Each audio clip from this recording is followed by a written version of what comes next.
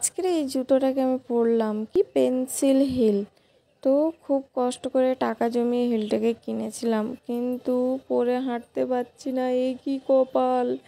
ওরে বাবা রে, এ তো পড়ে যাওয়ার ধান্দা, পা হাত পা ভাঙার ধান্দা।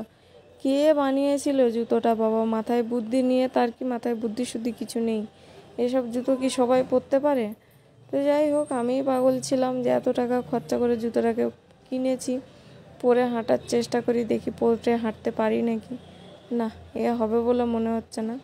তাও আর একটু চেষ্টা করেই যাই, বলে না কোশিশ করনে वालों की कभी हार नहीं होती। তো আমিও কোশিশ করি, দেখি হয় নাকি। যাই হাঁটি। আরে বাপরে, এই আমার দ্বারা হবে না।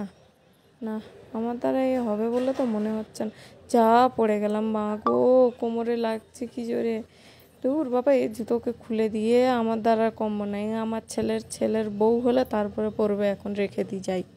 কয়েক বছর পর জুতোটা আজকে পরলাম, খুব ভালো লাগছে।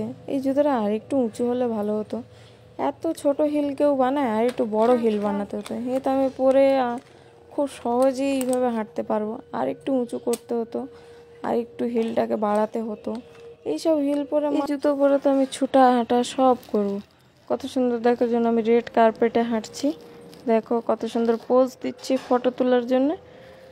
এই হিলটা না আর একটু উঁচু হলে তো ভালোই হতো। উঁচু তো আর হলো না। আগের বার চেষ্টা করবো এর থেকে যেন উঁচু হিল কিনতে পারি। তো দেখো আমি এই জুতো পরে নাচছি, ওয়াক করছি, ডান্স করছি, কত কি করছি, কত ভালো। আর একটু উঁচু হলে ভালোই হতো। আমার তো মনে হয় আর একটু উঁচু জুতো হলে ভালো হতো।